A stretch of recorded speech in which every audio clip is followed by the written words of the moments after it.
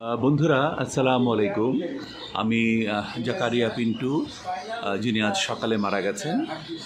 স্বাধীন বাংলা ফুটবল দল এটার সভাপতি ছিলেন। যে মাঝখানে ওনাকে দেখা যাচ্ছে, এটা বাংলাদেশের জন্য এত বেশি গৌরবের যে এই গৌরবের ইতিহাস কিন্তু আমরা কখনো মলিন করতে পারবো না, আমরা কখনো ম্লান করতে পারবো না। তিনি ক্রীড়াঙ্গন জগতের এমন এক ব্যক্তি ছিলেন, যে ব্যক্তি এমন কোনো প্রধানমন্ত্রী নেই, রাষ্ট্রপতি নেই যার কাছ থেকে তিনি সম্মান পাননি। তিনি সারা জীবন যেমন দেশকে দিয়েছেন, সেই হিসেবে কিন্তু উনি দেশের কিছুই তেমন পাননি। তিনি মোহামেডান ফুটবল ক্লাবে খেলেছেন দীর্ঘ 8 বছর ক্যাপ্টেন হিসেবে। এছাড়া বিভিন্ন দলে উনি খেলেছেন। উনি বাংলাদেশকে রিপ্রেজেন্ট যেমন করেছেন বিদেশে, তেমনি বিদেশের মাটিকেও বাংলাদেশের ফুটবল দিয়ে তিনি কাঁপিয়েছেন। তো বাংলাদেশের সবাই সশ্রদ্ধ চিত্তে তাকে স্মরণ করে। এখানে বিভিন্ন বয়সের বিভিন্ন সময়ের ওনার কিছু ছবি, যা আজ থেকে প্রায় 60 বছর আগেও ছবি থেকে শুরু করে এই লেটেস্ট গত হয়তো 15 বছর আগের ছবি আছে। বিগত 15 বছর 16 বছর উনি নানান কারণেই অনেকটাই ডিটাচড হয়ে পড়েছিলেন, যার সাথে আমার মনে হয় ব্যক্তিগতভাবে যে উনি রাজনৈতিকভাবে অনেক বেশি নিগৃহীত হয়েছেন। যদি তাই না হয় তাহলে এই বর্ষিয়ান নেতা, একজন আমি বলবো বর্ষিয়ান অবিসংবাদিত ফুটবল খেলোয়াড় এই জাকারিয়া পিন্টুকে দেশ কেন সেরকমভাবে মূল্যায়ন করেনি। তিনি দীর্ঘদিন অসুস্থ হয়ে বাসায় ছিলেন, কিন্তু তার তেমন কোনো চিকিৎসার ব্যবস্থাই করা হয়নি। তার ছোট ভাই ডাক্তার, ছোট বোন ডাক্তার, ওরা দুজন বারবার বাসায় এসে চিকিৎসা করেছেন, হাসপাতালে নিয়েছেন, কিন্তু সরকারিভাবে তেমন কোনো বড় উদ্যোগ গ্রহণ করা হয়নি। এখানে আমি দেখাতে চাই বিভিন্ন মেডেল উনি জীবনে পেয়েছেন। উনি কিন্তু স্বাধীনতা পদকও পেয়েছেন, কিন্তু স্বাধীনতা পদক রাষ্ট্র দিয়েছে ঠিকই, কিন্তু মনে হয় পদকটাকেই রাষ্ট্র এখন সম্মান করেছে, বাট ব্যক্তিকে সম্মান করা হয়নি। উনি সারা জীবনে সমস্ত কিছু উনি এখানে সংগ্রহ করে রেখেছেন, যা দেখলে আমাদের মন ভরে যাবে। আমরা অবশ্যই অনেক বেশি আনন্দিত হব, অনেক বেশি প্রফুল্লিত হব। এবং এখানে কি বলবো, শিরোপার পর শিরোপা ফুটবলে ওনাকে একটা প্রতীক হিসাবে দেওয়া হয়েছিল। এবং উনি বাংলাদেশ থেকে বহুবার নিজ খরচে অলিম্পিক গেম, ফুটবল গেম দেখতে গেছেন, কিন্তু সরকারিভাবে তাকে কখনো পেট্রোনাইজ করা হয়নি। তো তিনি পেট্রোনাইজড হলে অবশ্যই অনেক ভালো হতো। এই যে পাশে পিন্টু ভাইয়ের ছোটো ভাই, আমার ওয়াইফের মেজো ভাই মঈন ভাই বসে আছেন। উনি পরশুদিন এসছেন অস্ট্রেলিয়া থেকে। মঈন ভাই, পিন্টু ভাইয়ের উপরে একটু বলেন, দু একটা কথা বলেন।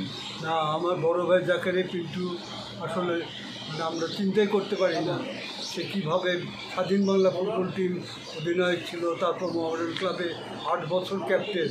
মোহামেডান ক্লাবে এমন ছিল যে সেই ক্যাপ্টেন ছাড়া 1 বছর 2 বছর 3 বছরের বেশি কে ক্যাপ্টেন আসলে বাংলাদেশে থাকতে পারে না। কিন্তু ফুটবল বলতে জাকারিয়া পিন্টু ক্যাপ্টেন, এবং প্লেয়াররাই বলতো পিন্টু ভাই ক্যাপ্টেন ছাড়া আমরা খেলবো না। ফুটবল বলতে সেই সময় ক্যাপ্টেন ছাড়া আমরা ফুটবল বলতে জাকারিয়া পিন্টু, অথবা জাকারিয়া পিন্টু বলতে ফুটবলকেই বোঝাতো।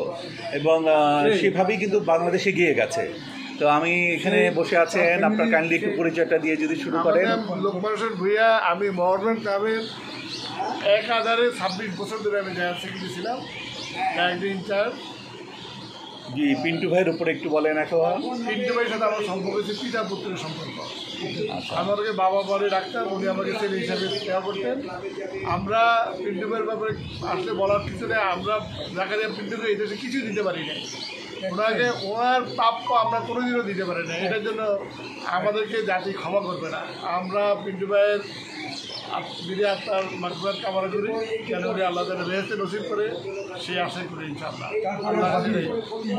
ভাবিটা মারা গেল, দুঃখ করে মারা গেছে, একদম কমপ্লিটলি দুঃখ। বললো যে এই পিন্টু, এই জাকারিয়া পিন্টু, এই মঈন, তোরা কত নাম করা, কিন্তু তোরা কিছুই করতে পারলি না, কিছু পাইলেও না। আমরা পিন্টুর জন্য কিছুই করতে পারি না, কিছুই করতে পারি।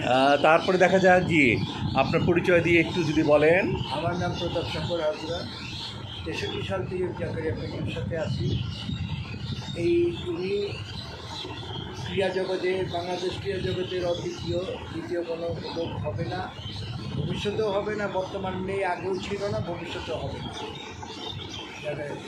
আচ্ছা, ওনার বিদায় মনে হয় বাংলাদেশের ফুটবল জগতের জন্য একটা বিরাট শূন্যতা বয়ে নিয়ে এসছে, অথবা বাংলাদেশ ফুটবল জগৎ হয়তো নতুন করে চিন্তাভাবনা শুরু করবে যে সম্মানিত ব্যক্তিদেরকে বা কিংবদন্তি যারা তাদেরকে কিভাবে সম্মান করতে হয়। আপনার কি মনে হয়? হবে বলে আমার মনে হয় না। আপনার মনে হয় না? আমার কোনোদিন হবে বলে এটা মনে হয় না, কারণ তারা নিজেরাই নিজেদের আখের গুছাইতে ওখানে এসে বসে।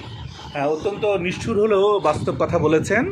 আমি ওনার সাথে একমত যে আসলে আমরা এত দ্বিধা বিভক্ত জাতি, আমরা বারবার প্রমাণ করি যে আমরা সংকর জাতি, কিন্তু তারপরেও আমি বলবো যে পৃথিবী কিন্তু এখন সংকর প্রক্রিয়ার মাধ্যমেই এগিয়ে যাচ্ছে।